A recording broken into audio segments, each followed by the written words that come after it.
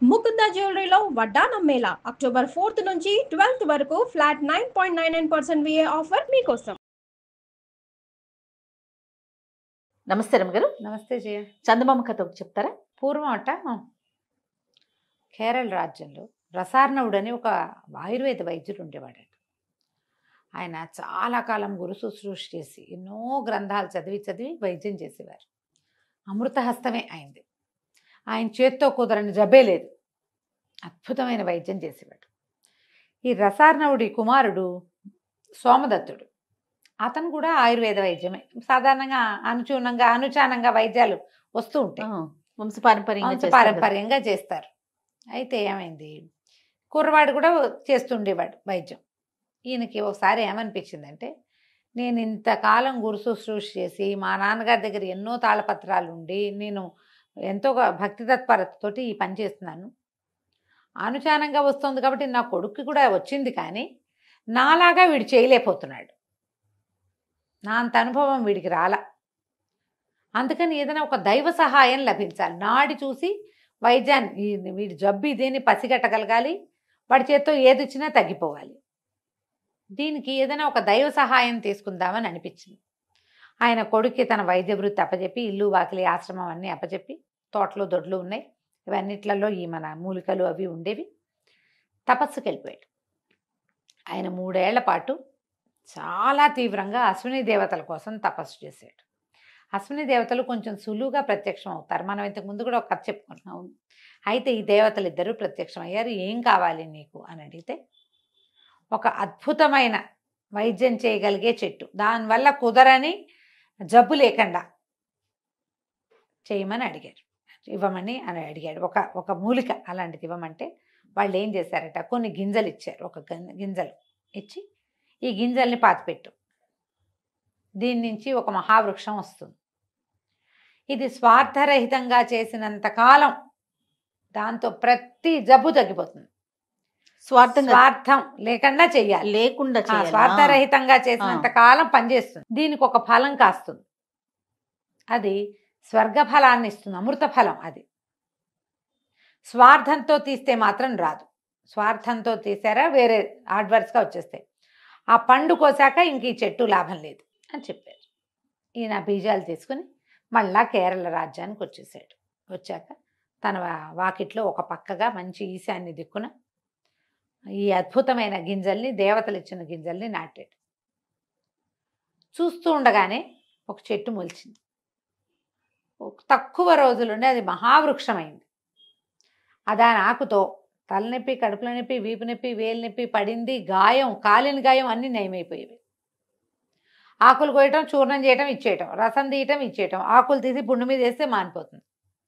దీనికి చిటారు కొమ్మన ఒక ఎర్రని అద్భుతమైన అంత ఫలం కాసింది. ఒకటే. వచ్చిన వాళ్ళందరికీ రసార్ణవుడు చెప్పేవాడు, అది విషఫలం, ఆ కండు కోయకూడదు. ఈ ఆకులు కూడా తండ్రి కొడుకే పనిచేస్తాయి, వీళ్ళే కోస్తారు, వాళ్ళకే కదా అది వచ్చింది. అవును. చక్కగా వైద్యం చేసేవాళ్ళు. జరిగింది కొంతకాలం జరిగాక రసార్ణవుడు పెద్దవాడైపోయాడు. ఆయన మరణించే సమయంలో కొడుకుని దగ్గర పిలిచాడు. నాయన, విషఫలం అని చెప్పే కానీ అది విషఫలం కాదురా, అది అమృత ఫలం. ఓహో. ఈ చెట్టు ఆకులు నువ్వు స్వార్థం లేనన్నాళ్ళు నీకు పనిచేస్తాయి.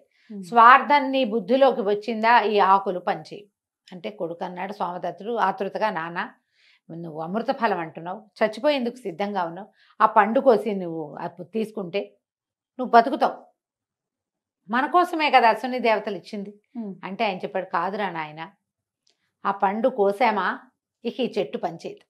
ఓహో. ఈ చెట్టే మన జీవనం, ఈ చెట్టు వల్లే అందరికీ జబ్బులు తగ్గుతున్నాయి, ఈ చెట్టే మన ప్రఖ్యాతి, స్వార్థం రాకుండా చూసుకో,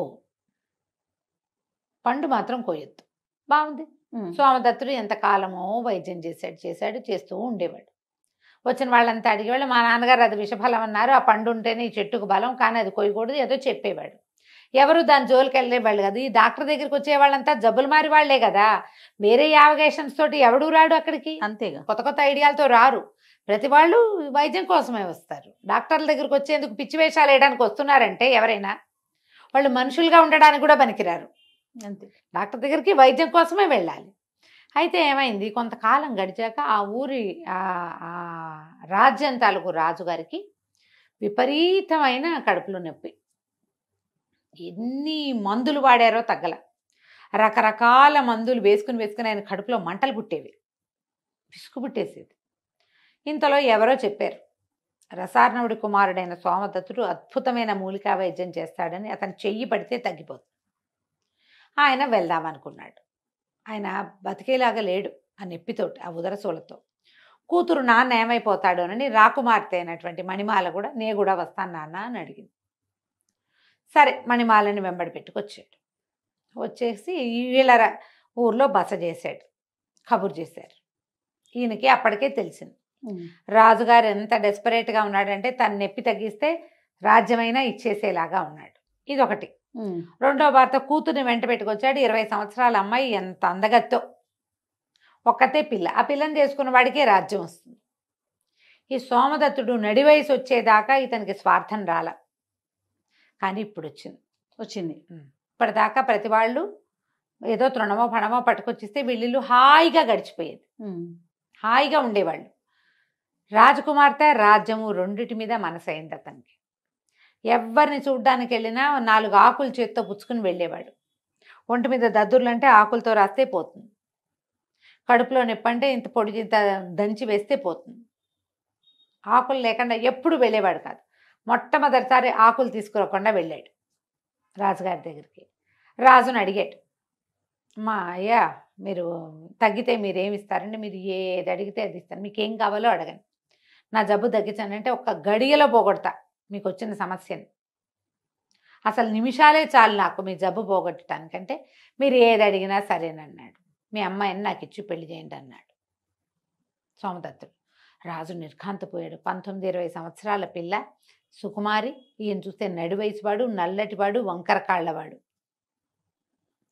వైద్యుడు మీది మిక్కిలి. ఆయన వద్దనుకున్నాడు.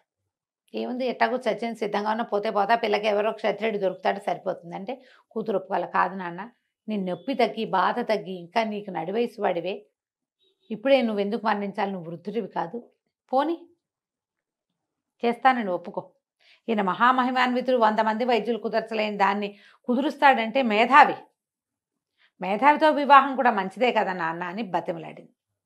అయితే మంత్రి గారు ఏమన్నాడు, ఒకవేళ కుదరకపోతే తల తీయిస్తామని ఒప్పించారు. కూతురు కూడా అదే చెప్పింది, మీకు వైద్యం కుదరకపోతే ఈయన్ని సంహరించటమే, కుదిరిందా పెళ్లి చేసుకుంటా. ఒప్పుకున్నాడు సోమదత్తుడు. ఎప్పుడైతే ఈయన అక్కడికి వెళ్ళి ఈ మాట అన్నాడో బయటకు వచ్చేసింది వార్త. ఆవిడ పరమ దుఃఖం వచ్చేసింది సోమదత్తుడి భార్యకి.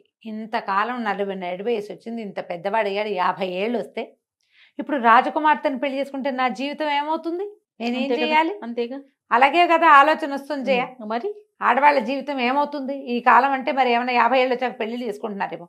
పాతకాలాల్లో ఏం చేసుకునేవాళ్ళు? భర్త ఇంకొక స్త్రీతో ఉంటుంటే ఈ భార్యల పరిస్థితి ఏంటి?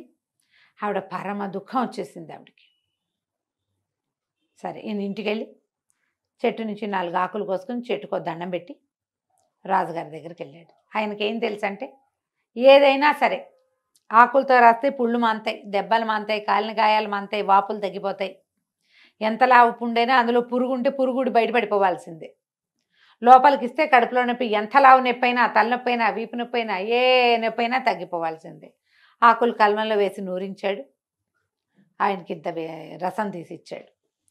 రసం తీసి ఇచ్చిన 5వ నిమిషానికి డాక్టర్కి రాజుగారు కింద పడి దొర్లిగింతలు పెట్టడం మొదలుపెట్టాడు. కడుపులో మండిపోతోంది, విపరీతమైన నొప్పి, ఈ బాధ భరించలేకుండా ఉన్నానంటే అందరూ నిర్ఘాంతపోయారు. ఈ సోమదత్తుడు వెనకాల చాలామంది వచ్చారు. వాళ్ళందరికీ తెలుసు సోమదత్తుడి చేత్తో, ఎడం చేత్తో ఆకు రసం ఇచ్చినా తగ్గిపోవటమే. రాజు ఎందుకు అలా అయిపోయాడో తెలియలా. సోమదత్తుడు కూడా అర్థం కాల. ఇప్పటిదాకా ఎప్పుడు తన తండ్రి ఆ గింజలు తెచ్చిన రోజు నుంచి ఈ రోజు దాకా ఈ 30 సంవత్సరాలు 30 సంవత్సరాలు ఆయన ఫెయిల్ అయిందే లేదు. వీళ్ళు ఏమన్నారు, ఏమిటి వైద్యశేఖర కత్తికి రెడీగా ఉన్నారా అని అడిగితే, నన్ను ఒక్కసారి ఇంటికి వెళ్ళి చూసి రానివ్వండి అన్నాడు. ఈయన ఇంటికి వెళ్ళేసరికి చెట్టు బోసిగా ఉంది, ఆ కాయ లేదు. విషఫలం కదా అది. ఇంట్లోకి వెళ్ళాడు. దుఃఖంతో అయిపోయింది. ఎందుకంటే ఎప్పుడైతే ఆ చెట్టు కాయ కోయబడిందో ఈ ఆకులకి మహత్యం తగ్గిపోయింది, మహత్తు. ఈ ఆకులు రాజుగారికి ఇస్తే రాజుగారికి ఏం పని చేయలే. ఆకుల వల్ల చెట్ల మందు వల్ల కడుపులో మంట వచ్చింది ఆయనకి. ఇప్పుడు ఏం చేయటం, లోపలికి వెళ్ళేసరికల్లా బాకెట్లో ఎక్కించి గుమ్మంలో కడుగు పెడతారు. కాగితం కనపడింది. కాగితంలో రాసింది, మీ జీవితానికి నేను అడ్డంకి కాదల్చలేదు, రాజకుమార్తెను పెండ్లాడి హాయిగా ఉండండి, విషఫలం తిని మరణిస్తున్నాను అని రాసింది. ఈ విషఫలం ఎవరు కోసారు? భార్య కోసింది. ఈయనేమో స్వార్థంతో మందిచ్చాడు. ముందే స్వార్థంతో మందిచ్చినందుకు అక్కడ పని చేయలే. ఫలం కోయబడింది, ఇంకా ఎప్పటికీ ఆ మందు ఆ చెట్టు పనిచేయదు. అంతేగా, 2 విధాలా నష్టపోయాడు. ఇటు భార్యను కోల్పోయాడు. పరమ దుఃఖంతో నెత్తి మీద చేతులు పెట్టుకున్నాడు. భటులు వచ్చేసారు, నువ్వు ఇంకేదైనా వైద్యం చేస్తావా, చంపేయమన్నావా అని లాక్కుపోయారు. లేకపోతే రాజుగారు గోడును విలపిస్తున్నాడు, నొప్పి, రాకుమార్తె ఏడ్చేస్తోంది, మంత్రివర్యులంతా నెత్తి మీద చేతులు పెట్టుకుని ఉన్నారు. ఈయనకి కత్తి తెగటార్చటానికి నుంచునుంటే ఆకాశంలో నుంచి ఒక అశరీరవాణి వినపడింది, నా భర్తని క్షమించండి, అతను మొత్తం జీవితంలో మొట్టమొదటిసారి స్వార్థానికి లోనయ్యి ఈ పొరపాటు చేశాడు అని ఆకాశంలో నుంచి ఒక మూలిక కింద పడింది. ఈ మూలిక రసం తీసి రాజుగారికి ఇవ్వండి, రాజు స్వస్థుడవుతాడు, నా భర్తని శిక్షించకండి అని మాయమైపోయింది. ఆ మూలిక రంగరించి సోమదత్తుడే ఇచ్చాడు ఆయనకి. మూలిక వేసుకున్న కాసేపటికి రాజుగారికి కొత్త మంట పాత నొప్పి 2 పోయినాయి, స్వస్థుడైపోయాడు. ఆయన రాజకుమార్తెను తీసుకెళ్ళిపోయాడు. సోమదత్తుడు ఇంకా జీవితంలో వైద్యం చేయలే. విషఫలం అంటే అదేదో విషం కాదు, స్వార్థమే విషం. విషయం అంతే. నువ్వు ఎప్పుడైతే సెల్ఫిష్గా మారేవో అయిపోయింది అంతే. కథ కంచికి మనం ఇంటికి. చాలా చాలా బాగుంది. నమస్తే. నమస్తే జయ.